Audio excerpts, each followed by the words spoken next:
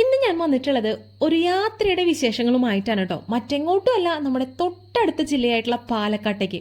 കുതിരാൻ തുരങ്കവും കഴിഞ്ഞ് ഒരുപാട് മലകളും കുന്നും ഒക്കെ കണ്ട് മഞ്ഞും എല്ലാം ആസ്വദിച്ച് നമ്മളിങ്ങനെ യാത്ര തുടർന്നുകൊണ്ടിരിക്കുകയാണ്. ഏകദേശം സമയം കാലത്ത് 8:30 ആയപ്പോൾ നമുക്ക് വിശപ്പിന്റെ വിളിയങ്ങൾ വന്നു. പിന്നെ ഒന്നും നോക്കിയില്ല, തൊട്ടടുത്തൊരു പെട്രോൾ പമ്പ് കണ്ടതും അവിടെ വണ്ടി സൈഡാക്കി വീട്ടിൽ നിന്ന് ഉണ്ടാക്കി വന്നിട്ടുള്ള ഭക്ഷണം എല്ലാവരും പുറത്തെടുത്തു. ഇനി അത് കഴിക്കലാണ് ആദ്യത്തെ പരിപാടി എന്ന് പറയുന്നത്. അപ്പോൾ നമ്മൾ ഒരു ഫാമിലി ട്രിപ്പാണ് പോകുന്നത്. ഫാമിലി ട്രിപ്പ് എന്ന് പറഞ്ഞു കഴിഞ്ഞാൽ നമ്മുടെ കൂട്ടായ്മയിലുള്ളത്. കൂട്ടായ്മ എന്ന് പറയുമ്പോൾ വലിയൊരു ഫാമിലിയാണ്, ബെസ്റ്റ് നൈബേഴ്സിന്റെ. അപ്പോൾ അതിൽ നിന്ന് പോകുന്ന ഒരു യാത്രയാണിത്. എല്ലാവരും വീട്ടിൽ നിന്ന് കൊടുത്തിട്ടുള്ള ഭക്ഷണം നിരത്തി വെച്ചു. ആവശ്യാനുസരണം നമുക്ക് എല്ലാവർക്കും എടുത്ത് കഴിക്കാം.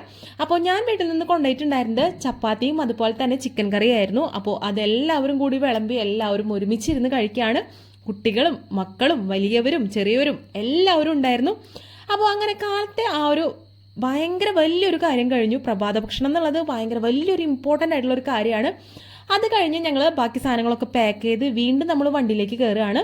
നമ്മൾ പോകാൻ ഉദ്ദേശിക്കുന്നത് പാലക്കാട്ടേക്കാന്ന് പറഞ്ഞല്ലോ. അപ്പോൾ അങ്ങോട്ട് പോകാനായിട്ട് കുറച്ചും കൂടി സമയം നമുക്ക് വണ്ടിയിൽ ചിലവഴിക്കാനായിട്ടുണ്ട്. ഇപ്പോൾ എല്ലാവരും ഒന്ന് വൈബായിട്ടുണ്ട് കേട്ടോ. കാലത്ത് 6:30 വീട്ടിൽ നിന്ന് പുറപ്പെട്ടതാണ്. എല്ലാവരും ഒരു തണുത്ത മട്ടിലാണ് വണ്ടിയിൽ ഇരുന്നിരുന്നത്. ഫുഡൊക്കെ കഴിച്ചപ്പോൾ ഒന്നും കൂടിയും എല്ലാവർക്കും എനർജിയൊക്കെ വന്നിട്ടുണ്ട്. പിന്നെ വണ്ടിയിൽ ഈ ഒരു പാട്ടും ബഹളവും ഡാൻസും ഒക്കെ ആയിരുന്നു. ആദ്യം ഞാൻ കുറച്ചു നേരം ഇരുന്ന് കണ്ട് ആസ്വദിച്ചു. പിന്നീട് ഞാനും അവരുടെ കൂടെ ഒത്തുചേർന്നു കളിക്കാനായിട്ട് തുടങ്ങി. അങ്ങനെ കുറച്ച് സമയമൊക്കെ വണ്ടിയുടെ ഉള്ളിൽ സ്പെൻഡ് ചെയ്തതിന് ശേഷം നമ്മൾ നേരെ എത്തിയത് പാലക്കാട്ടേക്കാണ് കേട്ടോ. പാലക്കാട്ടേക്ക് പോകാനായിട്ടുള്ള പ്രധാനപ്പെട്ട ഉദ്ദേശം എന്ന് വെച്ച് കഴിഞ്ഞാൽ കൊല്ലങ്കോട് കാണാന്നുള്ളതാണ്. ഇപ്പോൾ ഒരുപാട് റീൽസിലും വീഡിയോസിലും ഒക്കെ നിറഞ്ഞു നിൽക്കുന്ന ഒരു സ്ഥലമാണ് കൊല്ലങ്കോട് എന്ന് പറയുന്നത്. അപ്പോൾ അവിടുത്തെ പ്രകൃതിയൊക്കെ ഒന്ന് കണ്ട് ഭംഗിയൊക്കെ ആസ്വദിച്ച് തിരിച്ചു പോരാന്നുള്ളതാണ് മെയിൻ ആയിട്ടുള്ള ഉദ്ദേശം. അപ്പോൾ നമ്മളിപ്പോൾ എത്തിയിട്ടുള്ളത് പാലക്കാട് പ്രധാനപ്പെട്ടുള്ള ഒരു സ്ഥലമാണ് കോട്ട, അതായത് പാലക്കാട് ഫോർട്ട് എന്നൊക്കെ പറയും. അപ്പോൾ അവിടെ എത്തി ഒരു ചെറിയൊരു ടിക്കറ്റും കാര്യങ്ങളൊക്കെ എടുക്കേണ്ടതായിട്ടുണ്ട്. അപ്പോൾ അത് എടുക്കാനായിട്ട് പോയിട്ടുണ്ട്. അതിനുശേഷം നമുക്ക് നേരെ പാലക്കാട് ഈ ഒരു കോട്ടയുടെ ഉള്ളിൽ പോയിട്ട് കാണാമെന്ന് വിചാരിച്ച് ഇങ്ങനെ നടന്നു കൊണ്ടിരിക്കുകയാണ്. ഈ ഒരു കോട്ടയുടെ പ്രത്യേകത എന്താണെന്ന് വെച്ചാൽ ചുറ്റും നിറച്ച് വെള്ളമാണ്. ഈ ഒരു വെള്ളത്തിൽ ഒരുപാട് ആമകളും അതുപോലെ തന്നെ ഒരുപാട് മീനുകളുണ്ട്. എണ്ണിയാൽ തീരാത്തത്ര ആമകളാണ് ഈ വെള്ളത്തിൽ കൂടെ അങ്ങോട്ടും ഇങ്ങോട്ടൊക്കെ നീന്തി നടക്കുന്നത് കേട്ടോ. അതിനുശേഷം ഞങ്ങൾ വീണ്ടും ഉള്ളിലേക്ക് നടന്നു. ഇത് വളരെ പ്രധാനപ്പെട്ടിട്ടുള്ള ഒരു സ്ഥലമാണ്. ഏകദേശം 200 വർഷത്തിലധികം പഴക്കമുണ്ടെന്നാണ് അറിയപ്പെടുന്നത്. എനിക്ക് ആധികാരമായിട്ടുള്ള കാര്യങ്ങളൊന്നും അറിയില്ല. അതിൻ്റെ ഉള്ളിലേക്ക് കയറുമ്പോൾ ചെറിയൊരു പ്രതിഷ്ഠയും അതുപോലെ തന്നെ അമ്പലത്തിൻ്റെതായിട്ടുള്ള കാര്യങ്ങളൊക്കെ ഉണ്ട്. അതിൽ കൂടെയാണ് നമ്മൾ നേരെ ഉള്ളിലേക്ക് പോകുന്നത്. ഉള്ളിലേക്ക് ചെന്ന് കഴിഞ്ഞാൽ ഇതുപോലെ പഴയൊരു കെട്ടിടം കാണാം. അപ്പോൾ പണ്ട് കാലത്ത് നിർമ്മിച്ചിട്ടുള്ളതാണെന്നാണ് പറയപ്പെടുന്നത്. ഇതിൻ്റെ ഓരോ നിർമ്മിതിയും വളരെയധികം പഴക്കമുള്ളതാണ് കേട്ടോ. അപ്പോൾ കുട്ടികൾ അവരുടെ പേരും കാര്യങ്ങളൊക്കെ ഇതുപോലെ ചെമ്പരമ്പലൊക്കെ എഴുതിയിടുന്നുണ്ട്. ഇതിൻ്റെ മുകളിൽ ചെന്ന് നോക്കിക്കഴിഞ്ഞാൽ നമുക്ക് ഈ ഒരു ഏകദേശം ആ ഒരു പാലക്കാടിൻ്റെ ആ ഒരു ഏരിയ മുഴുവൻ കാണാനായിട്ട് പറ്റും. നമുക്ക് ഇവിടെ ചെന്നിട്ട് ഒരുപാട് റീൽസും വീഡിയോസും ഒക്കെ എടുക്കാം. അപ്പോൾ കുറച്ച് നേരം അതൊക്കെ കണ്ട് അവിടെ നിന്ന് ചെലവഴിച്ചതിന് ശേഷം വീണ്ടും ഞങ്ങൾ തിരിച്ചു പുറത്തേക്ക് ഇറങ്ങി. പിന്നെ നമുക്ക് ഫേമസ് ആയിട്ടുള്ള ഒരു സ്ഥലമാണ് നമ്മുടെ ചെല്ലപ്പ ചേട്ടൻ്റെ ചായക്കട. ചായക്കടയിലേക്ക് കയറുന്നതിന് മുൻപായിട്ട് തൊട്ടടുത്ത ഒരു ചേട്ടൻ ഇതുപോലെ തേൻ വിൽക്കുന്നുണ്ടായിരുന്നു. ആ ചേട്ടനാണ് എല്ലാവരും ആദ്യം കണ്ടത്. അപ്പോൾ എല്ലാവരും കൈ കാണിക്കുമ്പോൾ ആ ചേട്ടൻ തേൻ ഒഴിച്ചു കൊടുക്കുന്നുണ്ടായിരുന്നു. ഞങ്ങൾ ചെന്നപ്പോൾ പറഞ്ഞിട്ടുണ്ടായിരുന്ന വില എന്ന് പറയുന്നത് 600 രൂപയാണ് ഈ ഒരു ബോട്ടിൽ തേന് വരുന്നത്. പക്ഷെ ഞങ്ങൾ വില പേശി ആ ചേട്ടൻ വില കുറച്ച് 300 രൂപയാക്കി. 300 രൂപയാക്കിയപ്പോഴേക്കും ഞങ്ങൾക്ക് സംശയമായി ഇത് ഒറിജിനൽ തേൻ തന്നെയാണോ എന്ന്. അപ്പോൾ ഒറിജിനൽ തേനാണെന്ന് കാണിക്കാൻ വേണ്ടിയിട്ടുള്ള ചെറിയ വിദ്യകളൊക്കെ ആ ചേട്ടൻ ഞങ്ങൾക്ക് പറഞ്ഞു തരുന്നുണ്ട്. ഇങ്ങനെയാണ് തേനാണോ എന്നൊക്കെ അറിയാന്നുള്ളത്. പക്ഷെ ഞാൻ വാങ്ങിച്ചില്ല തേൻ. കൂട്ടത്തിലുണ്ടായിരുന്ന 1-2 പേര് തേൻ വാങ്ങിച്ചു 300 രൂപയ്ക്ക്. ഇപ്പോൾ ഈ ഒരു തേൻ എന്ന് പറയുന്നത് ഒറിജിനൽ ആണോ എന്ന് നമുക്കറിയില്ല. കാരണം പെട്ടെന്ന് ആ ചേട്ടൻ തേൻ്റെ വില കുറച്ചപ്പോൾ എനിക്കും ഒരു ഡൗട്ടായി തേൻ ഒറിജിനൽ ആണോ എന്നുള്ളത്. എന്തായാലും അതവിടെ നിൽക്കട്ടെ. നമ്മൾ നേരെ ചെല്ലപ്പൻ ചേട്ടൻ്റെ ചായക്കടയിലേക്ക് പോയി ചായ പറഞ്ഞിട്ടുണ്ടായിരുന്നു. അപ്പോൾ ഞാൻ ചായ കുടിച്ചില്ല. ബാക്കി 1-2 പേരൊക്കെ ചായയൊക്കെ കുടിച്ചു. അവിടുത്തെ സ്പെഷ്യൽ ആയിട്ടുള്ള പരിപ്പോടെയും കാര്യങ്ങളൊക്കെ കഴിച്ചു.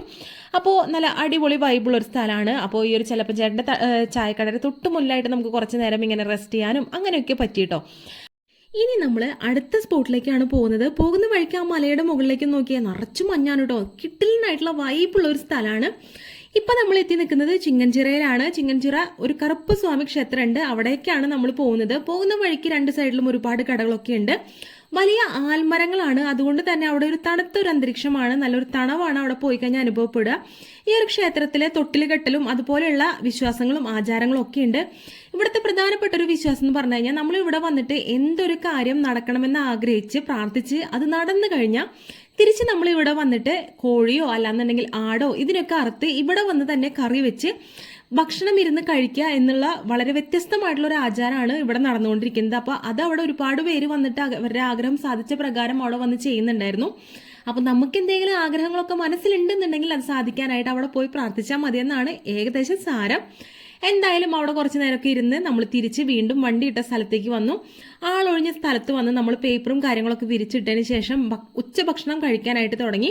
ഉച്ചഭക്ഷണം നമ്മൾ വീട്ടിൽ നിന്ന് തന്നെയാണ് കൊണ്ടുവന്നിട്ടുള്ളത്. ഇത് വളരെയധികം ബഡ്ജറ്റ് ഫ്രണ്ട്ലി ആയിട്ടുള്ളൊരു യാത്രയാണ്. വീട്ടിൽ നിന്ന് ചിക്കൻ കറിയും മീൻ കറിയും അങ്ങനെ വിവിധ തരം കറികളും ചോറും എല്ലാം കൂട്ടിയിട്ട് നല്ല അടിപൊളിയായിട്ടുള്ള ഒരു ഭക്ഷണമായിരുന്നു ഉച്ചഭക്ഷണം. ആദ്യം അമ്മമാരും കുട്ടികളും കൂടി ഒരുമിച്ചിരുന്നിട്ടാണ് കഴിച്ചത്. അതിനുശേഷം അച്ഛന്മാരുടെ ആ ഒരു സെക്ഷനായിരുന്നു, അവരും കഴിച്ചു. അതിനുശേഷം ഞങ്ങൾ അടുത്ത സ്പോട്ട് കാണാനായിട്ട് പോയി.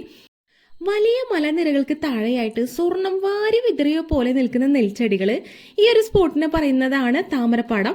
ഇവിടേക്ക് എൻട്രി ഫീസ് 30 രൂപയാണുള്ളത്. ഇവിടെ ഒരുപാട് ചെടികളുണ്ട്, വെറൈറ്റി ഓഫ് കളേഴ്സിലുള്ള ഒരുപാട് ചെടികൾ. നെൽപ്പാടത്തിന് നടുവിലൂടെയാണ് ഇതുപോലെ പൂക്കളൊക്കെ വെച്ച് പിടിപ്പിച്ചിട്ടുള്ളത്. കാണാനായിട്ട് അതിമനോഹരമായിട്ടുള്ള സ്ഥലമാണ്. റീൽസ് എടുക്കാനും ഫോട്ടോസ് എടുക്കാനും ഒക്കെ പറ്റുന്ന കിടിലനായിട്ടുള്ളൊരു സ്പോട്ട്. എൻ്റെ ഒരു അഭിപ്രായം പറയുകയാണെന്നുണ്ടെങ്കിൽ ഏകദേശം വൈകിട്ട് ഒരു 5 മണിയോട് കൂടി ഇവിടെ എത്താണ് ഏറ്റവും നല്ലത്. എങ്കിലാണ് ഇവിടെ ലൈറ്റ്സും കാര്യങ്ങളൊക്കെ ഇടുമ്പോൾ കാണാനായിട്ടുള്ള ഒരു ഭംഗിയും കാര്യങ്ങളൊക്കെ ഉണ്ടാവുക. വെയിലും അധികം ഉണ്ടാവില്ല. വലിയ മലനിരകൾക്ക് താഴെയായിട്ട് തല ഉയർത്തി പിടിച്ചു നിൽക്കുന്ന ഒരു കൊമ്പനെയും നമുക്ക് അവിടെ പോയി കാണാം. ഇതുപോലെ തന്നെ വളരെ മനോഹരമായിട്ടുള്ള മറ്റൊരു സ്ഥലമാണ് കുടിലിടം. അപ്പോൾ അങ്ങോട്ട് ഞാൻ പോയിട്ടുണ്ടായിരുന്നില്ല, അത് ഞാൻ സ്കിപ്പ് ചെയ്തു.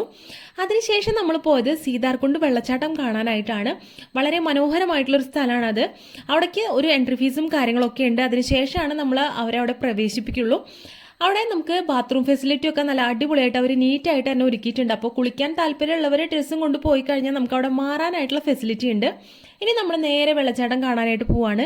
അവിടെ ചെന്നപ്പോൾ പറഞ്ഞൊരു കാര്യം എന്ന് വെച്ചാൽ വെള്ളം വളരെയധികം കുറവാണ്. അതുകൊണ്ട് തന്നെ വെള്ളച്ചാട്ടത്തിൻ്റെ ഉത്ഭവ സ്ഥലത്തേക്കൊന്നും ഞങ്ങൾ പോകാനായിട്ട് മെനക്കെട്ടില്ല.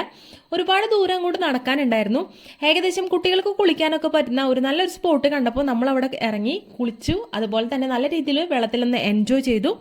ഒഴുക്കുള്ള വെള്ളമായതുകൊണ്ട് തന്നെ നല്ല തെളിഞ്ഞ വെള്ളമായിരുന്നു. അപ്പോൾ ഇതൊക്കെ കഴിഞ്ഞ് ഞങ്ങൾ ഏകദേശം അവിടെ നിന്ന് ഒരു 6 കൂടിയിട്ടാണ് വീട്ടിലേക്ക് തിരിച്ചത്. ഇതൊക്കെയാണ് എൻ്റെ കണ്ണിലൂടെ കണ്ട വളരെ മനോഹരമായിട്ടുള്ള പാലക്കാടൻ കാഴ്ചകൾ. നിങ്ങൾക്ക് ഇഷ്ടപ്പെട്ടെന്ന് വിശ്വസിക്കുകയാണ്. അടുത്തൊരു വീഡിയോ ആയിട്ട് നമുക്ക് ഇനിയും കാണാം. അതുവരേക്കും ബൈ.